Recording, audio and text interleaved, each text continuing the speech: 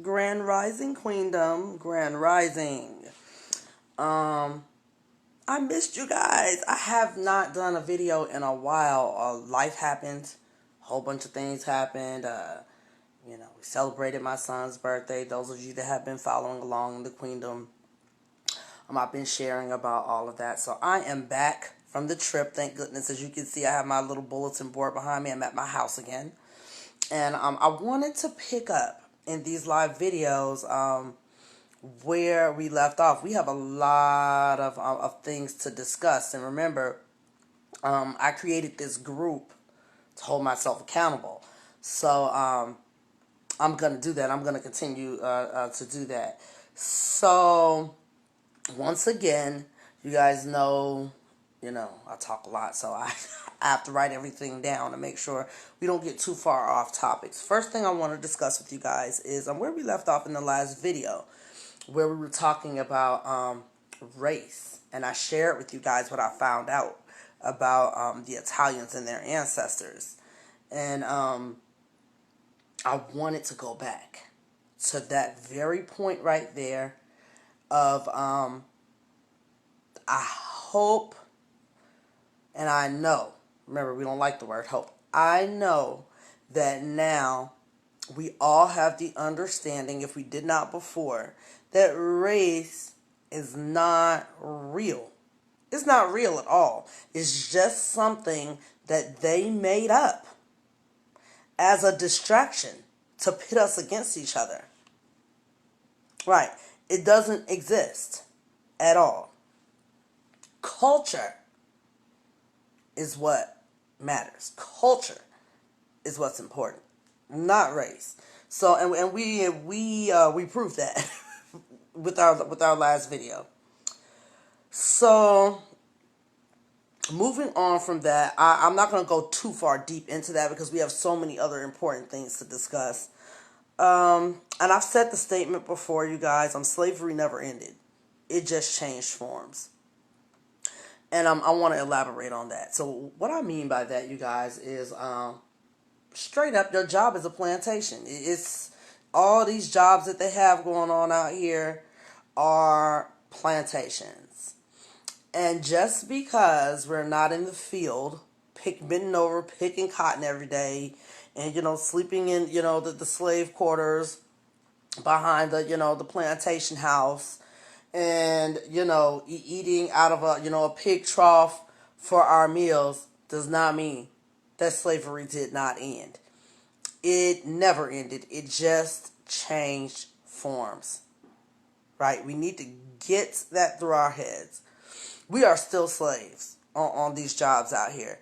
And this time they got us all, right? Which was the true intention in the beginning. Remember, everybody was what they call black in the beginning, right? That didn't change. They just told these people that they were white to give them, have them in their minds think that they had a little bit of an advantage over the rest of us, right? And they placed that heavy burden of slavery and the victim mentality on us so heavy that it's difficult. It's difficult for our people to come up from under that mentality that they've put on us. And I want to say this in this video because I've been meaning to say it. I meant to say it in that video we talked about race. We were not the first slaves here. We were not. The white people were the first slaves here in America. There were millions of them that came over here. Well, they didn't come over here, but they were brought over here by their own white people. They like to tell us that, we sold ourselves into slavery and we did this to ourselves. They did it first, right? The first slaves over here were other white people. And that is the truth. And they write about it. They write about it. And I think one of the books that I've read is called White Cargo. I'm going to make sure that I put the exact title of this book under this video. It's a very interesting read, right? It's very interesting. And when I read it, it's like, wow, Now, it's very interesting how this is not a mainstream topic like our slavery was. I wonder why that is. Right. The white folks in this country don't have to move under that burden, under that victim mentality. Woe is me. They don't even know that they were slaves. They have no idea. So, all this stuff that we're discussing is very, very important. Back to the point is your job is a plantation, and what we mean by that, and this time they got us all. What we mean by that is that most of us don't enjoy our job. I mean, if you do enjoy your job, then that's wonderful. But most of us don't enjoy our job. Most of us don't want to go there. We have to go there. You have to go there. You have to have some type of way to support yourself with your fake, fiat currency in this society, or you will die. Fiat currency is the term that we use for money because it's fiat is fake. Money is really not real, has nothing backing it. The only reason why it is real is because we think it's real. Right. But we have to have some type of way to generate it, right? And to get it, because we've made it so important. We've made this piece of paper so important, and we've allowed them to do this to us. We have to have a job. And we don't want to go there, but we have to, because we have to get this paycheck, which they dangle over your head. If you don't do what I say, if you don't be a good slave, I'm going to take your paycheck. How are you going to live? How are you going to survive? This is the what they do, and they make you feel bad if you don't want to participate in their foolishness. You're lazy, you're this, you're that, you're not a good worker, you're not, you're just a menace to society if you don't want to be involved in their plantation. So, we have to go there. We get our paycheck. What do we do with it? We give it right back. We give it right back to them with all these bills and ridiculous stuff. We have to feed ourselves. We have to pay the light bill. We have to pay all these bills to keep ourselves going so that we can go back to the plantations to keep, producing for them, right? By the time it's all said and done, you have a few dollars in your pocket to enjoy yourself a little bit, on the 2 days that they give you off, which is why, one of the reasons why you don't really recognize that you're in slavery. Right. Now, y'all do know that I'm very mischievous. And I've had this theory for a very long time. And, I've run it on white people before. Because white folks are worse off than us, y'all. They are worse off than we are. Because they don't realize that they're in the same position as we are. They don't realize that they're just being used as pawns to keep the secrets away from us. Everything is all about us, believe it or not. Us, American Negroes, it's all about us. All this stuff, it's about us. Now, and everybody else, they're being used. They don't realize that. They don't realize that they're still slaves. But when I break this down on them, you should see their face. I told one of my friends the other day, one of my work friends, real nice girl. She's a witchy chick.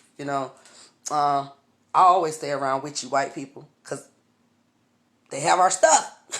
So I told her this. I told her my slavery theory. She was flabbergasted. She went and told her husband.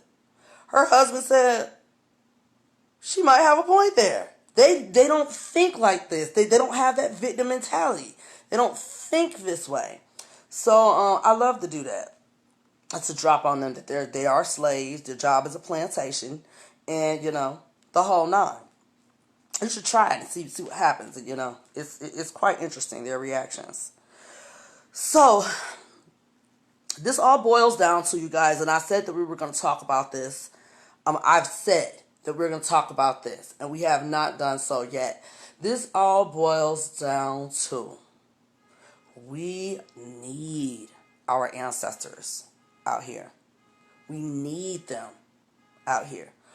All other cultures get down with their ancestors. All of them get down with their ancestors, except for us. And that is on purpose. That is by design.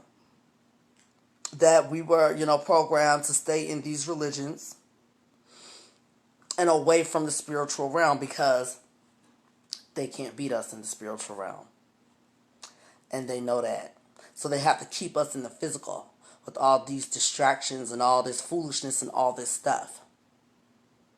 In the spiritual realm, once we alake with our ancestors, they can't touch us. They know that. So, think about it. I'm going to give you some examples. My Japanese people. I told you, I know people from everywhere. My Japanese people, they get down with their ancestors. The Asian people get down with their ancestors. I told you the story about how I went to the nail shop and I decided that, this day I was going to be mischievous. And I went up in there asking them about their ancestral altars. Surely did. I went all up in there. I didn't touch anything because I know better. But I went up in there asking them so many questions about their altars. And what happened? They took it down. The next time I went in there, you couldn't see a trace. They took it down. Right? Why? Why would they do that? Secrets these cultures keep.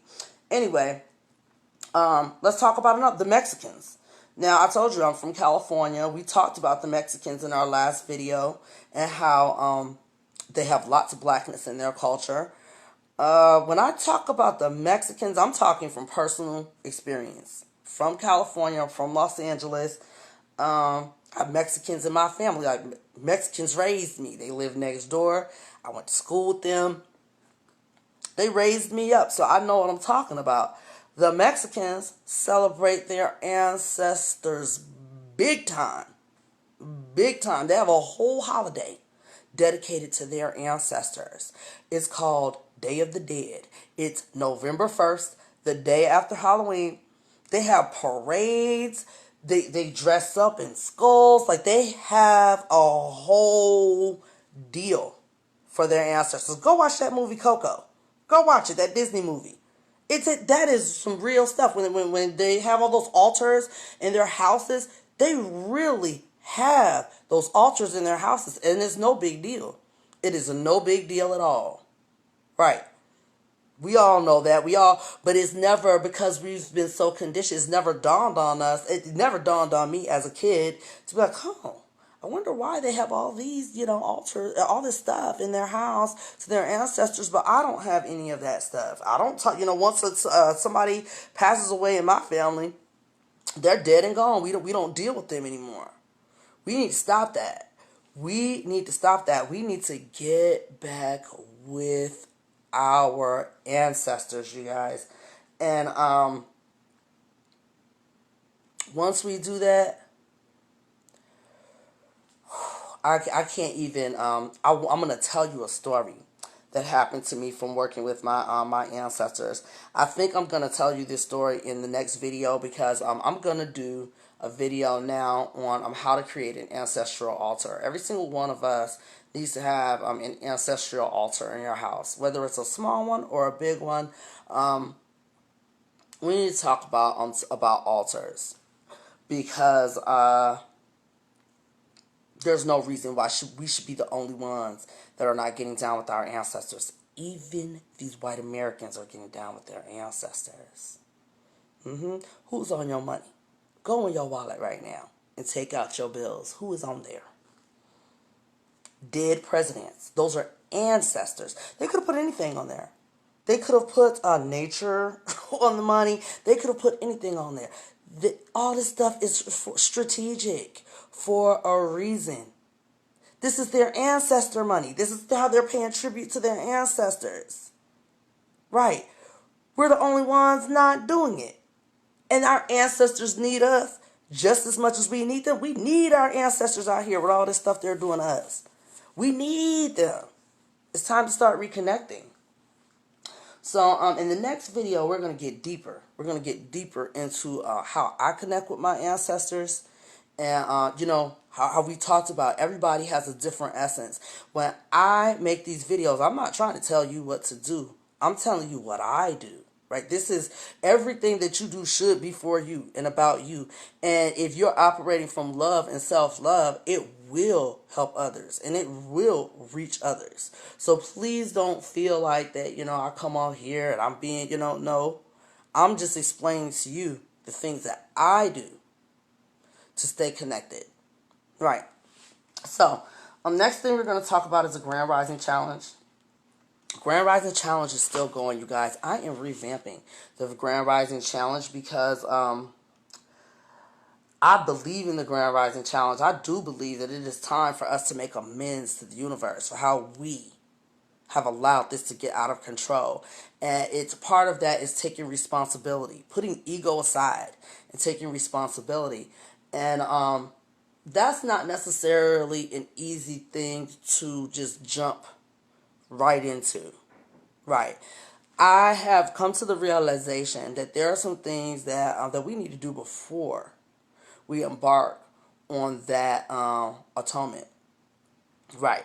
Now, this channel is about freeing yourself from the plantation, using your spiritual gifts and your spiritual tools that we discuss in here to do so.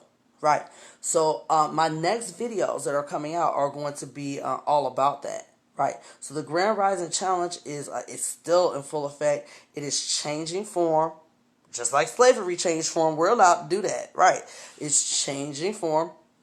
And it is going to be about liberating yourself from the plantation, period. Right. All slaves. Now, we have a special, we have a special situation as indigenous beings, aboriginal beings to this area as queens. We have a special situation than regular slaves that don't even know that they're slaves.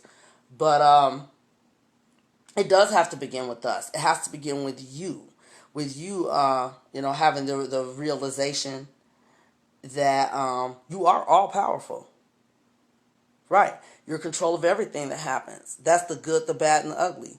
And part of it, you're going to have to take responsibility for the bad stuff, just like we we celebrate the good stuff. You're like, oh, I'm so proud of myself. We have to. We have to take responsibility and be proud of yourself that you noticed it and you decided to change it. But I'm getting off this plantation, y'all. And I have some really, really, really amazing tools to assist us in doing that. So that's the Grand Rising Challenge. Last thing I wanted to talk to you guys about, this is very, very important before I let you go. I am taking all of the live videos that we're doing here in our Kweendom, and I am shifting them over to YT. Now, our live videos will still be available on the Kweendom, and there still are things that we're going to discuss, just amongst the queens. But I am pushing us over to YT. Our YT channel is called Remember the Grandcestorz.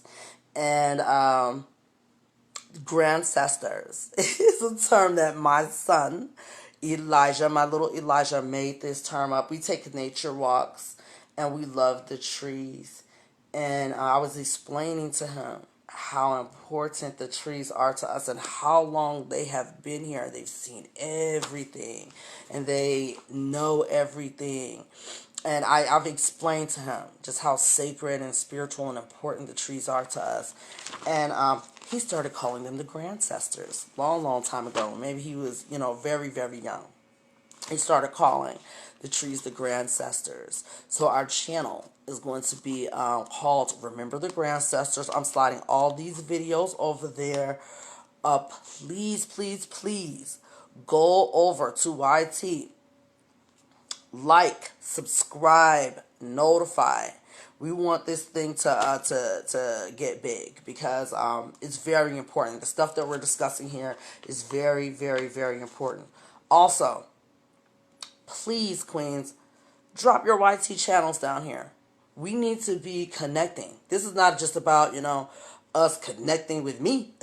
I want to connect with you too. So if you have a YouTube channel and you need subscribers, drop your link.